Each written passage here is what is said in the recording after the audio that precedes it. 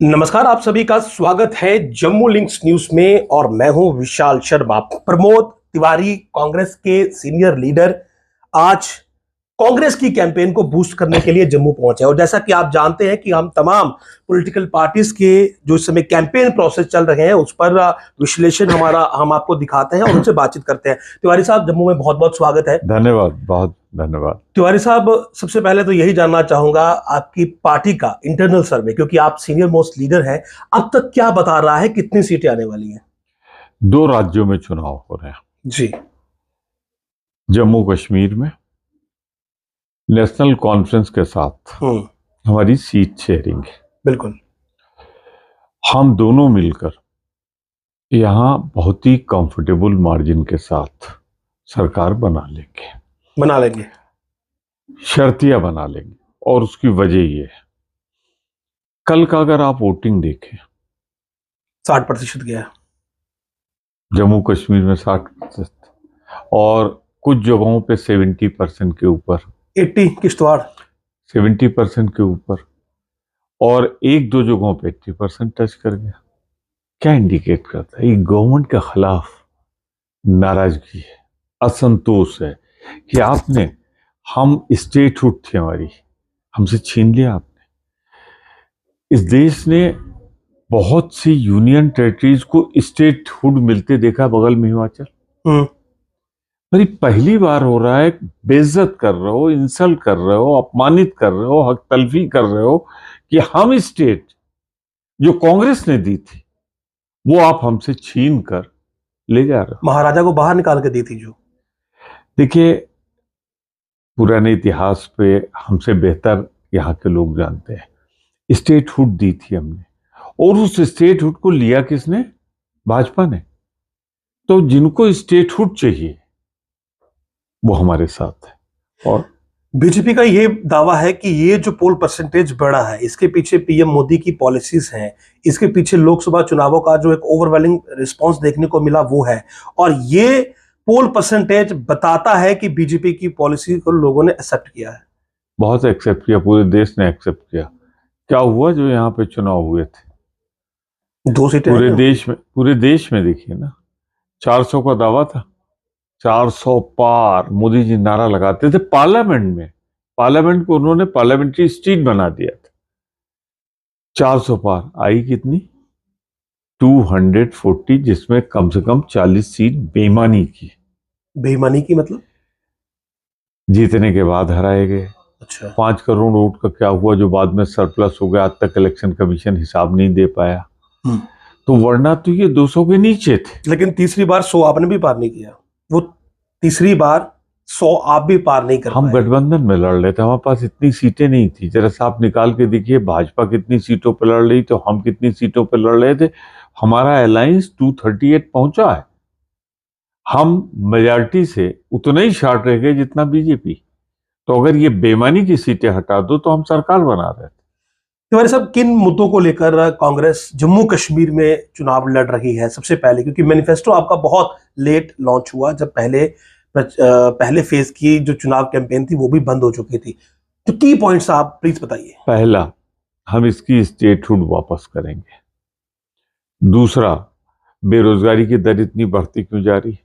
School college में admission नहीं हो रहे हैं, लड़कों की परसेंटेज गिर रही, लड़के लड़कियों की। जो वायदे थे जब बनाया था इन्होंने, लेफ्टिनेंट गवर्नर लाए थे, तो जो वायदे थे कितने पूरे हुए? आज बिजली का रेट क्या हो गया? पहले कितना बिजली लोग देते थे, अब कितना दे रहे हैं? ये स्मार्ट मीटर है या कलेक्शन मीटर? तो कई मोर्चों पे जितने इन्होंने वायदे किए, किसी पे सफल तो नहीं हुए, किसी पे सफल तो नहीं हुए। सभी वादों पर उनका चैलेंज है आपको, मगर वो कह रहे हैं कि स्टेटहुड का तो मसला आप गलत उठा रहे हैं। हमने जब ये कहा है कि हम उचित समय आने पर देंगे, चुनाव बाद स्टेटहुड देंगे, तो राहुल गांधी क्यों लोगों को बेवकूफ बनाते हैं? मैं पूछना चाहता हूं, चुनाव के पहले स्टेटहुड देने से किसी डॉक्टर ने रोका है? क्यों नहीं कर रहे हैं आप? सरकार में है, मर्जी हो सकती है, तो मर्जी उचित समय आने का इंतजार हो सकता है। मर्जी जम्मू और कश्मीर के खिलाफ ही होगी।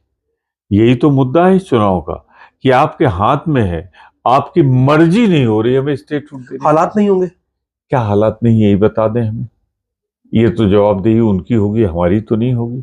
क्या हालात नहीं, चुनाव कराने के हालात हैं, 70% 80% पोलिंग के हालात हैं, पर स्टेटहुड नहीं देंगे। क्यों? क्या लगता है क्यों नहीं दे रहे आप इस जमा? हमेशा से भारतीय जनता पार्टी जम्मू कश्मीर का खिलाफ रही है। अच्छा।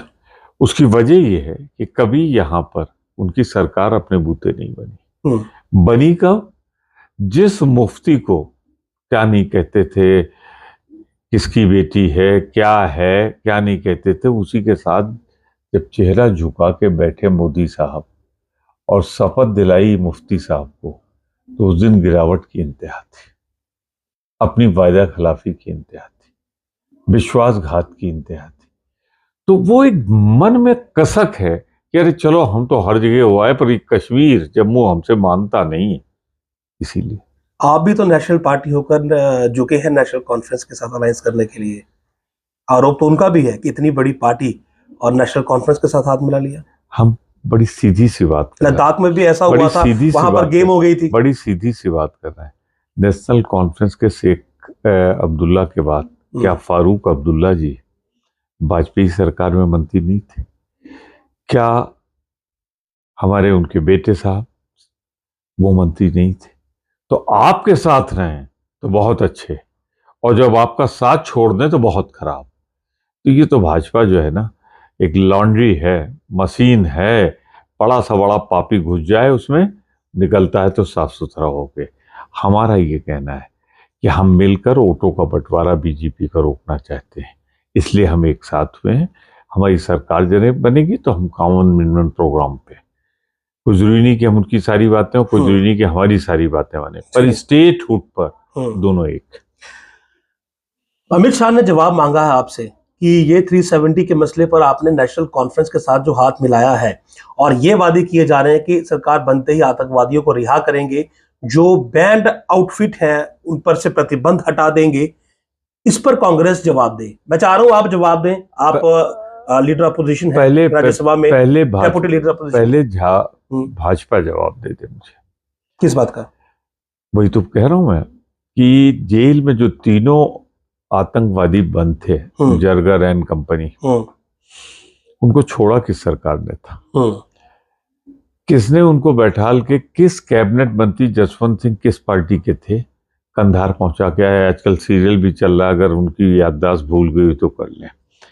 फिर जब मुफ्ती साहब के साथ सरकार बनाई तो क्या उनकी सारी बातें मान ली थी? तो जब सरकार बनाएंगे तो कॉमन मिनिमम प्रोग्राम होगा। बहुत बड़ी बात कह रहे हैं आप। अलायंस टूट सकता है इस पे। अलायंस टूट सकता है। मैं फिर आप कह रहे हैं कि जो शर्तें रखी हैं वो बाद में नहीं मानेंगे। ये मैंने जो कहा है सुन ले, जैसे कहा है वैसे ही कहे जी। मैंने साफ कहा है कि हम जब सरकार बनाएंगे तो सरकार बना के कॉमन मिनिमम प्रोग्राम तय करेंगे, आतंकी नहीं छोड़ेंगे। मैं आपसे फिर कह रहा हूं कि कॉमन मिनिमम प्रोग्राम बनाएंगे और उसके बाद जी तय करेंगे कि हमें क्या करना है। नहीं, आतंकियों वाली बात पे देखिए, अमित शाह ने बार बार हर रैली में कहा है कि कांग्रेस को जवाब मांगिए, कांग्रेस जवाब दीजिए। आप दीजिए जवाब सर, आज क्या करेंगे? आतंकी छोड़ेंगे या नहीं? पहले मेरी बात का जवाब दें कि 3 आतंकी जो यहाँ से छोड़े गए किसने छोड़े? Sir, A wrong can not make another wrong A right. ना, आप उनको रॉन्ग मान रहे हैं? नहीं, अगर आप कह रहे हैं नहीं, मैं कह रहा हूं कि अगर आप गलत कह रहे हैं, मैं कह रहा हूं अगर वो गलत थे तो उनकी एक गलती आपकी गलती को सही नहीं ठहरा सकती। मैं फिर आपसे कह रहा हूं, मैंने तो कुछ कहा ही नहीं अभी जी, कि तो आप किसी नतीजे पे अपने आप पहुंच जाए तो मैंने तो सवाल पूछा है कि सर क्या आतंकी रिहा किए जाएंगे? सवाल का जवाब तो मैं कह रहा हूं जी, टेररिज्म और आतंकवाद से लड़ने का इतिहास तो हमारा है जी, हम लड़ते रहे, टेररिज्म से लड़ेंगे, मुक्त करेंगे टेररिज्म से। यहाँ फिर जरा, आप तो गृह मंत्री हो अमित शाह जी, ये जो कश्मीर में हमले होते थे वो जम्मू तक कैसे पहुंच गए? आपका रूल तो लागू है, गवर्नर रूल, कैसे पहुंच गए? जिम्मेदार कौन है? जो आदमी खुद जिम्मेदार है आतंकवाद का, वो हमसे सवाल पूछेगा? खुद कैसे? टेररिज्म जम्मू आया कि नहीं आया? आर्मी पे हमला हो रहा है कि नहीं हो रहा है? फोर्सेज पे हमला हो रहा है कि नहीं हो रहा है? ये कौन जिम्मेदार है इसके लिए? गवर्नर रूल है ना, कांग्रेस तो नहीं जिम्मेदार। क्यों लगता है आपको कि आर्टिकल 370 रिस्टोरेशन बहुत जरूरी है? किसने कहा आपसे? मैनिफेस्टोस में है। हमारा मैनिफेस्टो आपने ठीक से पढ़ा? नहीं, जिस अलायंस पार्टनर के साथ पार्टनर है, देखिए घूमिए उसके बाद राहुल गांधी को भी अगर आप सुन लेंगे और कहीं ना कहीं अगर आपकी एक इनडायरेक्टली जो स्पीच रहती है उसमें ये बातें तो हैं। मैं बहुत बेहतर राहुल गांधी से सुनता हूँ जी, साथ रहता हूँ जी। उन्होंने कहा है जो हमारे वर्किंग कमेटी का रेजोल्यूशन है वही फाइनल है, रेजोल्यूशन उठा के पढ़ लीजिएगा। तो उसमें 370 बहाली का मुद्दा नहीं है। मैं फिर आपसे कह रहा हूँ वर्किंग कमेटी में जो हमारा रेजोल्यूशन है ना उससे एक सर, ऑडियंस कहाँ वो रेजोल्यूशन पढ़ेगी, आप बोल दीजिए ये सुन लेंगे। नहीं, मैं हमारा रेजोल्यूशन जरूर पढ़ ले, हमारी गारंटी जरूर पढ़ ले। घुमा रहे हैं सर, घुमा रहे हैं बातों को फिर से। देखिए हम तो सीधे बोल रहे हैं, अगर आपको घूमता हुआ लग रहा है तो नहीं, मेरा तो यही था कि आप जवाब दे देते कि क्या आतंकी छोड़े जाएंगे, मैंने जवाब दिया उनके साथ है या मैंने नहीं जवाब दे दिया कि जो हमारे वर्किंग कमेटी का रेजोल्यूशन है उसके हिसाब चलेंगे। स्टेटहुड के लिए बहुत साफ मैं कह रहा हूँ, बहुत साफ कह रहा हूँ कि स्टेटहुड हम वापस करेंगे, हमारी पहली प्रायोरिटी होगी। उन्होंने कहा वो तो हम करेंगे, ये कह रहे हैं कि हम 5 सालों के बाद सरकार बनाएंगे तो करेंगे। आपको करना था तो रोका किसने था, किया क्यों नहीं? सरकार तो आपकी चुनाव के पहले, आप तो चुनाव ही नहीं कराना चाहते थे, ये तो सुप्रीम कोर्ट ने करा दिया। और जब सुप्रीम कोर्ट ने करा दिया तो स्टेटहुड दे के चुनाव करा लेते। किसी डॉक्टर ने दवा दी थी कि नहीं मत करना। लोकल इश्यूज की थोड़ी सी बात कर ले तो क्या लगता है आपको कि जम्मू सूबे की बात करें, कश्मीर तो ठीक है वो चल रहा है, national conference of allied partner है, जम्मू सूबे के क्या लोकल इश्यूज है जो कांग्रेस एड्रेस करना चाहती है? देखिए मैंने कहा सबसे पहला तो स्टेटहुड, वो तो आगे, दूसरा बेरोजगारी, अनएम्प्लॉयमेंट पे, तीसरा यहाँ पे जो लोकल कंपनियां बंद हो रही हैं उनमें जो सप्लाई लेबर करते हैं, बाहर के लोग आ रहे हैं, ये सारे मैं आपको बहुत विस्तार से मैंने सारी बातें क्लियर कर जी। सर आपकी पार्टी की अगर मैं एज अ होल बात कर लूं तो जो लिस्टें आपकी कैंडिडेट की अनाउंस हुई उसमें भी देरी हुई, क्या कुछ इंटरनली रिफ्ट था? सब ने साफ साफ कह दिया। रिफ्ट तो भाजपा में, अब देख रहे हैं हरियाणा में बगावत हो गई, यहाँ पर तय नहीं है कितने लोगों से। तो छोड़िए, पार्टी में सही समय पर हमने लिस्ट जारी कर दी, सबने अपना नॉमिनेशन पेपर फाइल कर लिया, कहीं कोई वापसी नहीं और हमारी पार्टी के अंदर कहीं कोई मतभेद नहीं। बीजेपी ने कहा सनातन खतरे में आ जाएगा अगर 370 बहाल होगा, हरि पर्वत का नाम बदलने की बात नेशनल कॉन्फ्रेंस ने की है, आप सहमत है उससे? मैं दूसरी बात कह रहा हूँ, सनातन खतरे में नहीं है, बीजेपी खतरे में। वो कैसे? देख नहीं रहे, चारों तरफ से बीजेपी खतरे में है, बीजेपी का अब डाउनफॉल शुरू हो गया है, खतरे में बीजेपी है, सनातन नहीं। मतलब आप एश्योर है कि सरकार आपकी आएगी? क्योंकि अमित शाह ने कहा मेरा गणित परफेक्ट रहता है। अमित शाह ने आज तक जो कहा है वो एक सही साबित नहीं हुआ, वो आदमी सच बहुत कम बोलता है। अच्छा, आपको लग रहा है कि आप विन विन सिचुएशन में ही हैं? आज तक नहीं है, आप क्या आएंगे? और आखिरी सवाल, आप थोड़े जल्दी में लग रहे हैं मुझे, कश्मीर सूबे में सर ज्यादा फोकस है, जम्मू में उतना फोकस नहीं हो पा रहा, कैंपेन प्रोसेस भी स्लो है। हमारा जम्मू कश्मीर में दोनों जगह फोकस है, दोनों जगह बात कर रहे हैं, दोनों जगह लड़ रहे हैं, दोनों जगह हमारे कार्यकर्ता पूरी ताकत से लड़ रहे हैं। कोई मैसेज सर? जम्मू कश्मीर की जनता से कहना चाहता हूं, कांग्रेस ने स्टेटहुड दी थी, कांग्रेस ही स्टेटहुड वापस लाएगी।